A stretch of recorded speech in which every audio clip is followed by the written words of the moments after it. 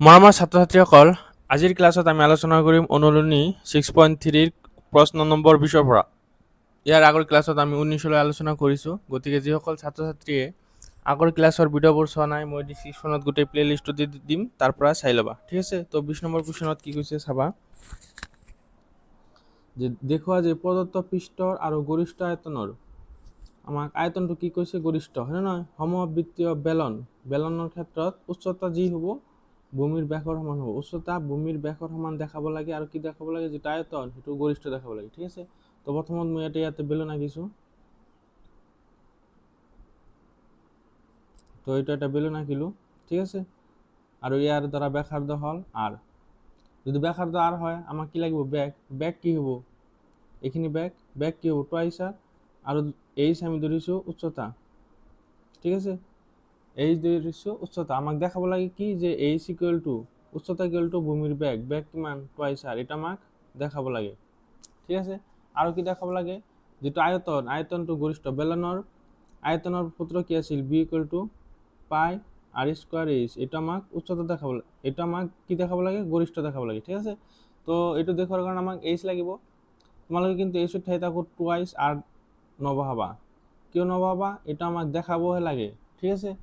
তো h আমি ক'ৰ পৰা পাম, h পাম আমি এই যেটো পৃষ্ঠ দিয়ে আছে, পৃষ্ঠ মানে মোট পৃষ্ঠকালি। ঠিক আছে? তো বেলনৰ মোট পৃষ্ঠকালিৰ সূত্ৰ কি, বেলনৰ মোট পৃষ্ঠকালিৰ সূত্ৰ হল টুৱাইছ পাই r প্লাস h। ঠিক আছে? এইটো হল বেলনৰ মোট পৃষ্ঠকালি। তো প্ৰথমত আমি কি কৰিম, ধৰি ল'ম যে বেলনৰ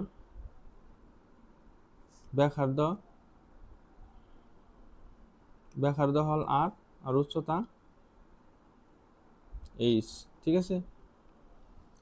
তো আমি প্রথমত লিখিম s ইকুয়াল টু মানে মোট পৃষ্ঠকালি, যে বেলনের মোট পৃষ্ঠকালি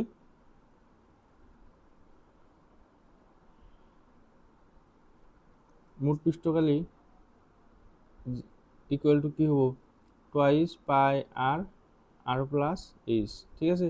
s ইকুয়াল টু, তো s ইকুয়াল টু যদি পূরণ করে দিই কি মানে twice pi r into r square, হয় না, plus twice pi r h। এতে একটু প্লাস এফালে আসলে কি হবো, মাইনাস, যে s equal to twice pi r square equal two twice pi r h। এরপর আমি h বাহির করিম, বুঝতে পারছ না?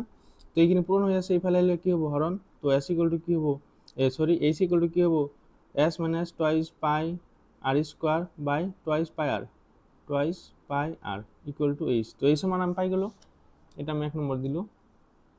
নেক্সট ভলিউম, যে আয়তন কি হবো, আয়তন b ইকুয়াল টু কি আছে ইয়াত, পাই r স্কয়ার h, হয় না? তো লিখিম আমি পাই r স্কয়ার h। তো h এর ঠাইতে আমি কি বহাই দিম, h এর ঠাইতে এখানে বহাই দিম যে s minus twice pi r square তলত হবো টুয়াইস পাই r। তো পাই ক্যান্সেল, আর আছে এটা আর ক্যান্সেল, তো থাকিব কি, ইয়াত কেবল থাকিব আর লগত এখানে পূরণ করে দিম, আর ইয়াত আছে তলত কি আছে 2, তো হাফ বাহিৰত আনিলো। এতিয়া এই এটা আর ক্যান্সেল, তো এটা আর থাকিব r ইন্টু s, আর s হবো মাইনাস টুয়াইস পাই, ইয়াত আছে r স্কোয়ার, ইয়াত আছে এটা, তাহলে কি হবো r কিউব। ঠিক আছে? এখানে থাকিল, এখানে আমি কি পালো, b। তো এখানে আমি কি আর হাফ একে বাইর করেছি, হয় না? তো আমি লিখিম বি আর। ঠিক আছে? বি আর লিখিম, ইয়াতে তোমালোকে লিখিব পারা বি আর। তো বি আর এটু যেহেতু আমি গোটেই কেটা আমি কিহত বাহির করেছি, আরত বাহির করেছি, সেখানে কি লিখিছো বি আর। তো আমি বি ড্যাশ আর বাহির করিম, কিমান হবে চাবা, হাফ। এখানে যদি আমি অবকলজ করো, আর হাফ কেটে নিলাম, কি পাম, এস টু বাহিৰত আহি যাব, আৰ অবকলজ কৰলে আমি পাম 1। ঠিক আছে? মাইনাস টুয়াইস পাই টু বাহিৰত আহিব, আর কি উপর অবকলজ করলে আমি কি পাম, 3 আর স্কোয়ার, 3 আগত আহিব, পাওয়ার 1 কম হবো, হয় না? তো b dash are equal to আমি কি পালো, হাফ এস মাইনাস 3 দুগুণ 6 পাই আর স্কোয়ার। ঠিক আছে? নেক্সট ক্রান্তিক বিন্দু বাহির করব লাগবে, তো কেনেকে বাহির করিম, B dash are equal to 0। তো এখানে মান বহাই দিম, এতিয়া half s minus 6 pi r square equal to 0। তো হাফ টু ইফালে পূরণ হয়েছে, ইফালে গেলে হরণ, 0 বাই এখানে মানে 0 হবো। তো এর থাকিব কি, এস minus 6 pi r square equal to 0। তো এস ইকুয়াল টু আমি কি পালো ইয়ার পরা, 6 পাই আর স্কোয়ার। ঠিক আছে? এটা হলো আমার ক্রান্তিক বিন্দু। নেক্সট আমাক আয়তন টু মেক্সিমাম দেখোৱাৰ কাৰণে ইয়াক আৰু কি কৰিব লাগিব, এইটো বিন্দুক গৰিষ্ঠ বিন্দু দেখাব লাগিব বা বি ডাবল ড্যাশ আর লেস দেন 0 দেখাব লাগিব, হয় না? তো ইয়াক আমি আৰু এবাৰ বলছ কৰিম যে বি ড্যাশ লিখি লৈছোঁ যে b dash are equal to half s minus 6 pi r square, ঠিক আছে? তো b double dash are equal to কি হ'ব, হাফটো বাহিৰত আহিব, এইটো যেহেতু কনস্ট্যান্ট এইটো কি হৈ যাব 0 মাইনাস 6 পাইটো বাহিৰত আহি যাব, আৰ স্কোয়াৰৰ বলছ কৰিলে কি পাম টুৱাইচ আৰ। তো ইয়াৰ পৰা আমি কি পালোঁ, মাইনাসটো আগত দি দিলোঁ, ঠিক আছে?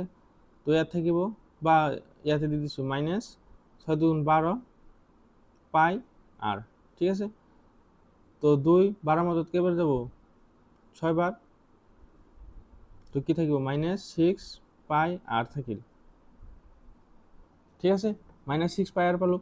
এতিয়া আৰটো কি আছিল, আৰটো ব্যাসাৰ্ধ, হয় নহয়? ব্যাসাৰ্ধ কেতিয়াবা মাইনাস হ'ব পাৰে জানো? তো ব্যাসাৰ্ধটো সদায় পজিটিভ, তাৰমানে এইখিনি মান সদায় কি হ'ব মাইনাস হ'ব, মাইনাসটো আগত আছে, হয় নহয়?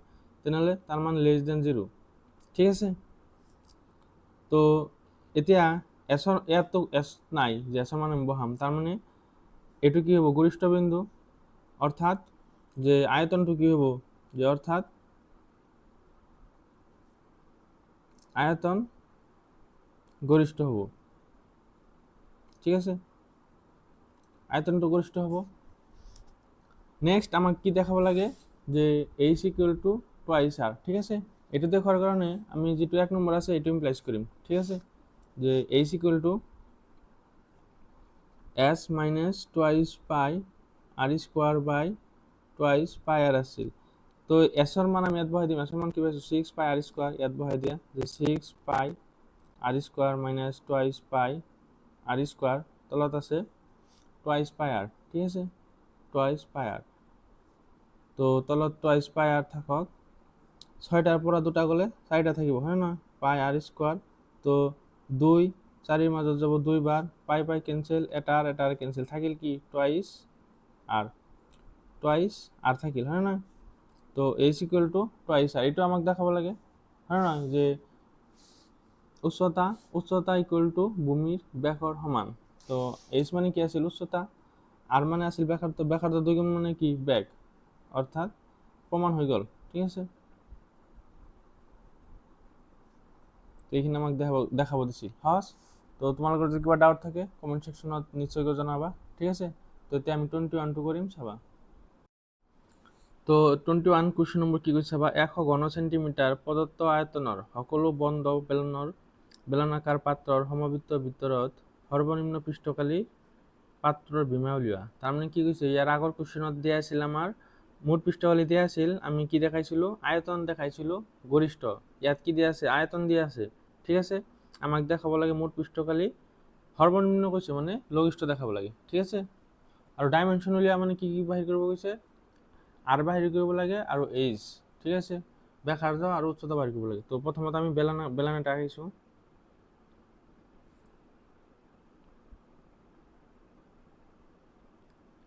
এটার দ্বারা আমার বেলন, এর ব্যাসার্ধ হল আর আর উচ্চতা হল এইচ।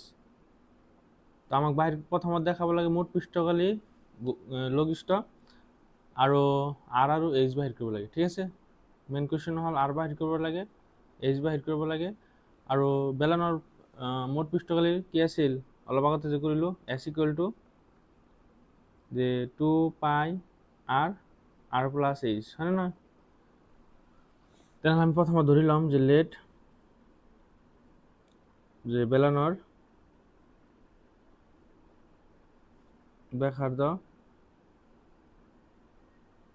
ব্যাসাৰ্ধ হল আৰ আৰু উচ্চতা হল এইচ, ঠিক আছে? তো আমাক দিয়া আছে কি আয়তন দিয়া আছে, তো আয়তন আমাক কিমান দিয়া আছে, আয়তন মানে কি পাই আর স্কোয়ার এইচ, হয় না?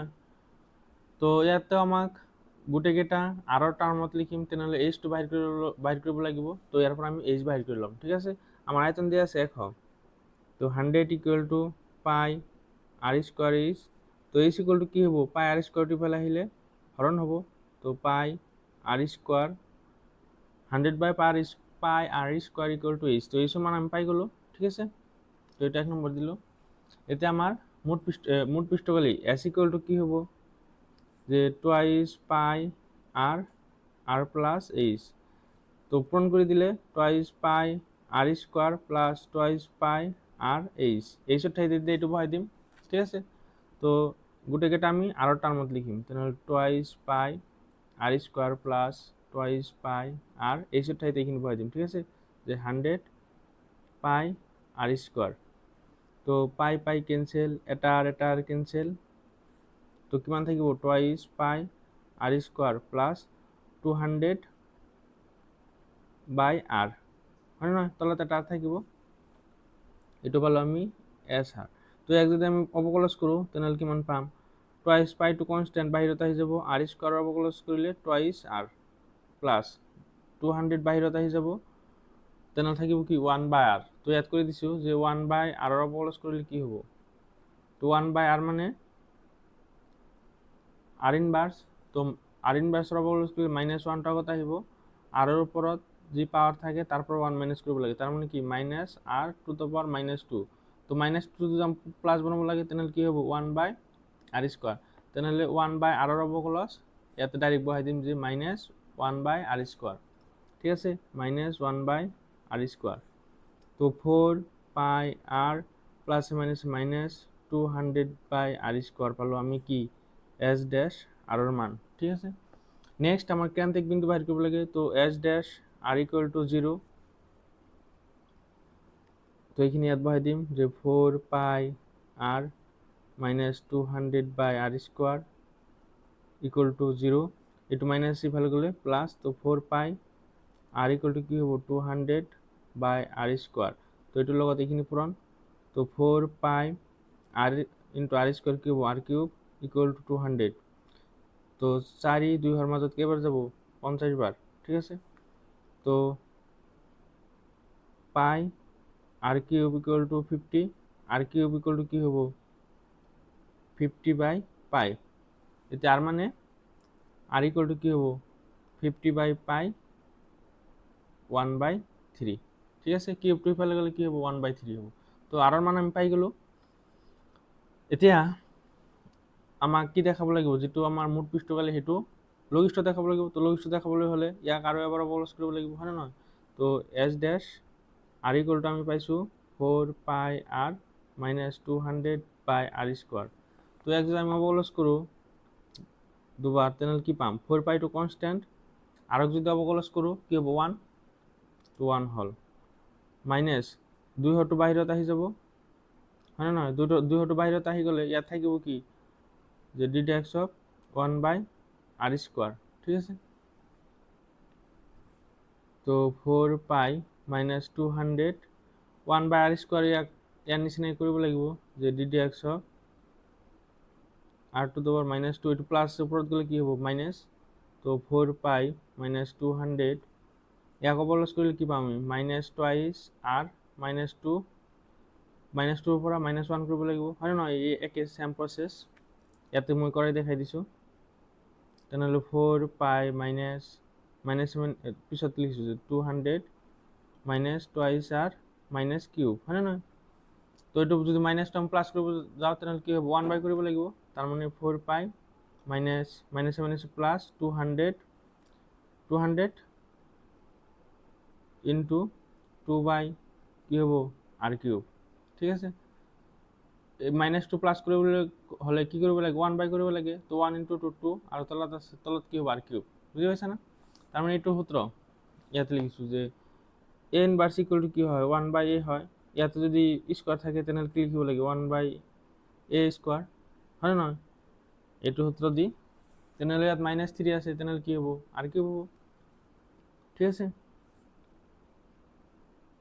তো আমি কি পালো ফাইনাল অ্যান্সার যে s double dash are equal to 4 pi plus 400 are cube পালো, ঠিক আছে। তো চাবা এইখিনিত তো ধনাত্মক, এইখিনিও কি ধনাত্মক, আৰৰ মান কেতিয়াবা নেগেটিভ হ'ব পাৰিব নেকি, নোৱাৰে, কাৰণ এইটো কি ব্যাসাৰ্ধ, গতিকে ইয়াৰ মান নেগেটিভ হ'ব নোৱাৰে, তাৰমানে এইখিনি পজিটিভ তাৰ মানে কি গোটেইখিনি পজিটিভ মানে কি গ্ৰেটাৰ দেন 0, আৰু গ্ৰেটাৰ দেন 0 মানে কি কালিটো কি হ'ব মুঠ পৃষ্ঠকালি লঘিষ্ঠ হ'ব হয়নে নহয় এ থেকে মুঠ পৃষ্ঠকালি লঘিষ্ঠ হ'ব তো এটা হল এইখিনি হল নেক্সট আমাক কি বাহিৰ কৰিব লাগে r আৰু h তো r তো ইয়াৰ পৰা আমি বাহিৰ কৰিলো আৰু r বাহিৰ কৰিলো এতিয়া h বাহিৰ কৰিব লাগিব হয় না তো h আমি ক'ৰ পৰা পাম এই যেটো 1 নম্বৰ আছিল ঠিক আছে এই একৰ পৰা আমি h ৰ মান বাহিৰ কৰিম তো h = কি আছিল 100 বাই পাই r স্কয়ার ঠিক আছে তো এটা আমি ভ্যালুবিলাক বহাই দিম যে 100 ইয়াত থাকিল পাই r ৰ মান বহাই দিয়া যে 50 বাই পাই 1/3 স্কয়াৰ আছে তো ইনটু 2 কৰি দিয়া তেনেহলে কিমান হল 100 মানে কি লিখিব পাৰিম 2 * 50 হয় না ইয়াৰ ওপৰত একো নাই মানে 1 দিব পাৰিম আৰু ইয়াত মানে কি হ'ব চাবা যে পাই তো ইয়াত কি আছে 1/পাই আছে হয় না তো 1/পাই লিখিলো মানে পাইৰ ওপৰত কি হ'ব পাৱাৰ 2/3 বেলেগ বেলেগ কে লিখি আছো ধৰিব পাৰিছা না যে পাই এটো কি আছে 1/পাই পাইৰ ওপৰত পাৱাৰ কি হ'ব 2/3 তো 2/3 লিখিলো ইনটু ইয়াত আছে 50 50 ৰ ওপৰত পাৱাৰ কি হ'ব 2/3 ঠিক আছে তো এতিয়া চাবা দুটো থাকক এতিয়া তলত কি হ'ব চাবা পাই এটো যদি ওপৰত যায় মাইনাস হৈ যাব হয় না তেনেহলে কি হ'ব পাই ইনটু পাই 2/3 মাইনাস হ'ব এটো 1 আছিল তো পাৱাৰটো ওপৰত গলে কি হ'ব মাইনাস হ'ব এটো হল তাৰ পিছত 50 এটোৰ পৰা এটো ভূমিয়া কে আছে তেনেহলে কি হ'ব 50 1 - 2/3 ঠিক আছে 1 - 2/3 ইয়াতে তেনেহলে 1 - 2/3 মানে কি 1 - 2/3 মানে হল 3 3 - 2 তার মানে 1/3 ঠিক আছে ইয়াতে একো নাই মানে কি আছে 1 তেনেহলে 1 - 2/3 তার মানে কি হবে 1/3 ঠিক আছে ইকুয়াল টু আমি কি লিখব পারিম ইয়াত আছে 2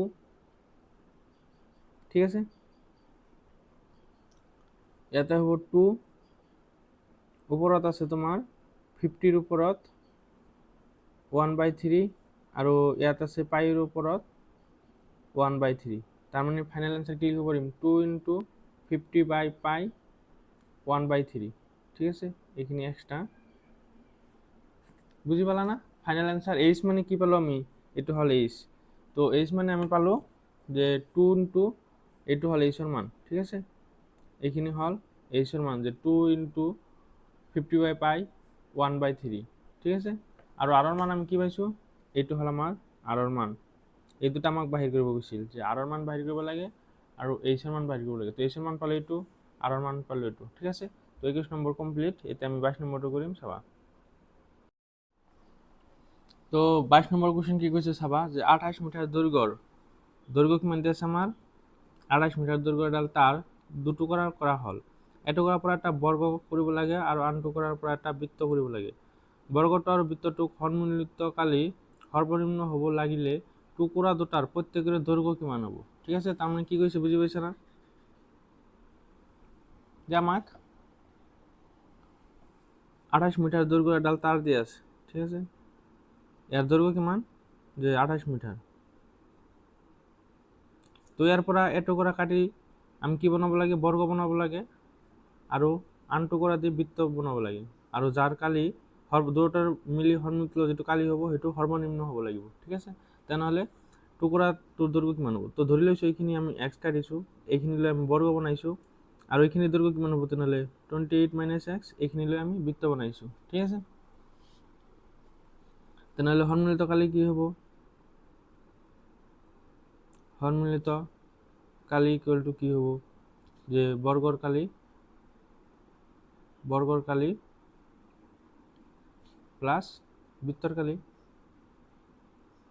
হয় না তো এক ধৰিছো আমি a ইকুয়াল টু বৰ্গৰ কালি কি হ'ব বাহু স্কয়াৰ হয় না আৰু বৃত্তৰ কালি পাই r স্কয়াৰ ঠিক আছে তেনেহলে গোটেইখিনি বাহু স্কয়াৰ মানে কি ইয়াত বাহু বাহিৰ কৰিব লাগিব হয় না তেনেহলে টোটাল আমি ধৰিছো এইখিনি মানে কি x তো এইখিনি লৈ আমি একটা কি বনাব লাগিব বর্গ বনাব লাগিব তেনেহলে বৰ্গৰ পরিধি মানে কি হয়, বর্গর পরিধি, বর্গর পরিসীমা, বর্গর পরিসীমা কি হয়, যে বর্গর পরিসীমা ধরা এস ধরিছো, ঠিক আছে, তাহলে বর্গর পরিসীমা ইন্টু 4 ইন্টু একটা বাহুর দিক, ঠিক আছে, 4 ইন্টু বাহু, একটা বাহুর দিক।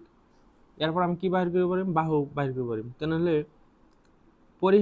পরিসীমা কিমান দিয়ে আছে, গোটেইখিনির মাপ আমার কিমান এক্স, তাহলে পরিসীমা কিমান হবো এক্স, ইফালে থাকিব 4 ইন্টু বাহু, 4 ইফালে পূরণ হয়েছে, ইফালে হলে কি হবো হরণ, তার মানে 4/x, তার মানে বর্গর বাহু কিমান হবো 4/x, ঠিক আছে।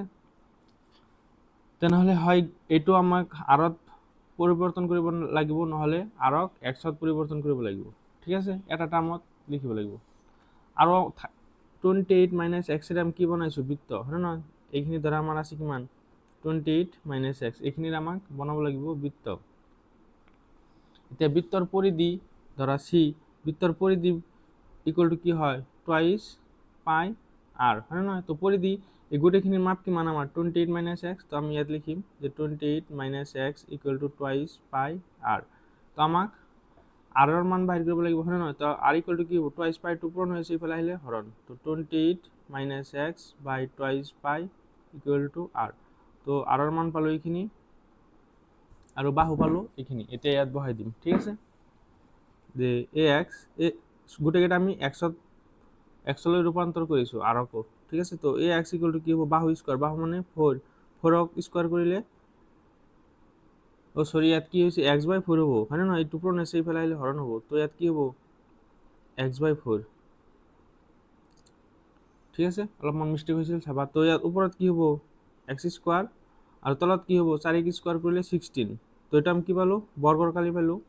এতিয়া বৃত্তৰ কালি পাই থাকিল, আৰৰ ঠাইত আমি কি বহাম, আৰৰ ঠাইত বহাম 28 মাইনাছ এক্স বাই টুৱাইছ পাই, ঠিক আছে, টুৱাইছ পাই, তো পাই পাই cancel, A x equal to আমি কি পালো x² বাই 16 প্লাস আর স্কোয়ার হবো, হয় না, একটু স্কোয়ার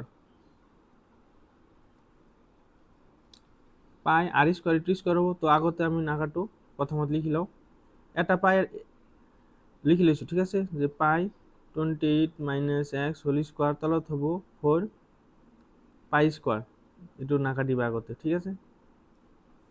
এতিয়া এটা পাই কেনসেল যাব, তো এ এক্স ইকুয়াল টু যে x² মাইনাস 16 প্লাস পাই পাই কেনসেল, উপৰত থাকিব 28 মাইনাস এক্স স্কোয়াৰ আৰু তলত কি থাকিব 4 পাই, ঠিক আছে। এতিয়া ইয়াক যদি আমি অবকলজ কৰোঁ কিমান পাম, যে a dash x equal to যদি বাহিৰ কৰোঁ 1/16 কনস্ট্যান্ট আগত আহি যাব, তো x² অবকলজ কৰিলে আমি কি পাম টুৱাইছ এক্স, ঠিক আছে। ইয়াতেও 1/4 পাইটো যেহেতু ধ্ৰুৱক আগত আহি যাব, অবকলজ কৰিব লাগিব এইখিনিত, তো এইখিনিৰ অবকলজ কৰিলে 28 অবকলজ কৰিলে আমি কি পাম 0, বা গোটেইখিনি যদি আমি এক্স বুলি ধৰোঁ তেনেহ'লে 28 মাইনাছ এক্স টুৱাইছ আগত কি আহিব 2 আহিব, হয় নহয়, এইখিনিক আমি এক্স বুলি ধৰিছোঁ, ঠিক আছে। তো x² অবকলজ কি হ'ব টুৱাইছ এক্স, তাৰপিছত যাক আমি এক্স বুলি ধৰিছিলোঁ তাক আৰু এবাৰ অবকলজ কৰিব লাগিব, হয় নহয়, তেনেহ'লে এইখিনিক অবকলজ কৰিলে আমি কি পাম 28 অবকলজ কৰিলে 0 মাইনাছ এক্সৰ অবকলজ কৰিলে -1, ধৰিব পাৰিছা না, যে ইয়াত দেখাই দিছোঁ চাবা, যে ddx of 28 minus X whole square by 4 pi, তো 1/4 পাইটো আগত আহি যাব, অবকলজ হ'ব কাৰ 28 মাইনাছ এক্স হোল স্কোয়ার, তো 1/4 পাই থাকিল, এইখিনি যদি আমি এক্স বুলি ধৰোঁ x² অবকলজ কি হ'ব টুৱাইছ এক্স, আকৌ এইখিনিক অবকলজ কৰিব লাগিব, হয় নহয়, যে 28 মাইনাছ এক্সৰ, তো 2/4 পাই 28 মাইনাছ এক্স, এইখিনি অবকলজ কৰিলে 28 0 মাইনাছ এক্সৰ অবকলজ কৰিলে আমি কি পাম -1, ঠিক আছে। তো এইখিনি আমি ইয়াত ডাইৰেক্ট বহাইছোঁ, ইয়াতে কেইবাৰ যাব 8 বাৰ যাব, তাৰমানে x/8, ইয়াতে কি হ'ব -2 4 মাজত 2 বাৰ, তেনেহ'লে 28 মাইনাছ এক্স, তলত কি থাকিব পাই, তলত কি থাকিব 2 তো কাটিছোঁ, তলত থাকিব 2 পাই, ঠিক আছে, তলত 2 পাই থাকিব। নেক্সট আমি কি কৰিম, যে ক্ৰান্তিক বিন্দু বাহিৰ কৰিম, তেনেহ'লে তো a dash x equal to আমি কি পালো এইখিনি পাইছো। এতিয়া ক্ৰান্তিক বিন্দু বাহিৰ কৰাৰ কাৰণে এইটো ইকুয়াল টু 0 লিখিব লাগিব। তো x/8 মাইনাস 28 মাইনাস এক্স 2 পাই ইকুয়াল টু 0, এইটো মাইনাস ইফালে গ'লে প্লাস। তো x/8 ইকুয়াল টু কি হ'ব 28 মাইনাস এক্স বাই টুৱাইচ পাই। এতিয়া বৰ্গপূৰণ কৰি দিয়া, এইটোৰ লগত এইটো পূৰণ, এইটোৰ লগত এইটো পূৰণ। তো চাবা ইয়াত অলপমান মিষ্টেক হৈছিল, ঠিক আছে, কাটি দিছোঁ। তো বৰ্গপূৰণ কৰিলে কিমান হ'ব চাবা, x ইন্টু 2 পাই, তেনেহ'লে কি হ'ব 2x পাই equal to 28 into 8 224 minus 8 into x 8x। তো এটি ফেলে আহিলে প্লাস হয়ে যাব। তো 2x পাই প্লাস 8x ইকুয়াল টু 224, ঠিক আছে। তেনেহ'লে ইয়াৰ পৰা আমি কি কমন ল'ব পাৰিম 2x কমন ল'ব পাৰিম। তো 2x কমন ল'লে ইয়াত থাকিব পাই, ইয়াত থাকিব 4, ঠিক আছে 224। তো 2x ইকুয়াল টু 224 বাই এইটো হ'ব, এইটো পূৰ্ণশ্ৰী ফেলে আহিলে হৰণ পাই প্লাস 4। 2টো ইয়াৰ কটাৰি কৰিলে কিমান হ'ব 2, 2 এর মাজত একবার, 4 এর মাজত 2 বার, ঠিক আছে। তেনেহ'লে x ইকুয়াল টু কি হ'ব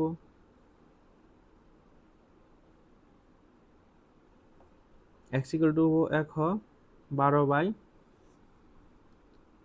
পাই প্লাস 4, ঠিক আছে। তো এইখিনি আমি পালো।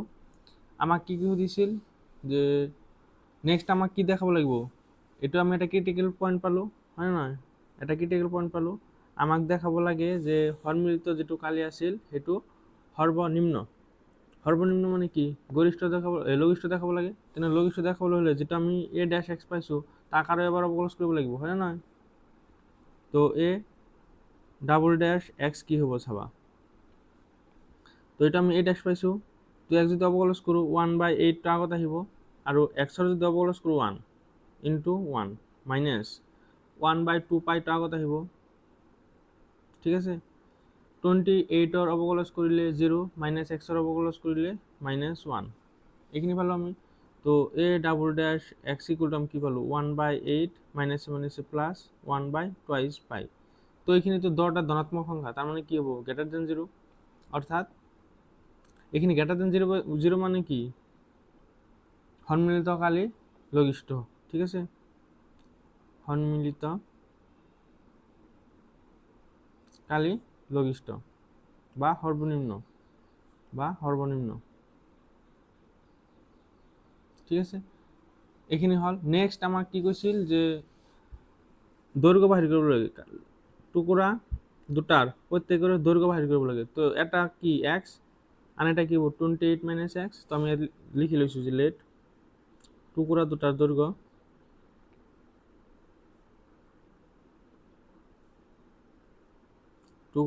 দৈৰ্ঘ্য x আৰু 28 মাইনাস x।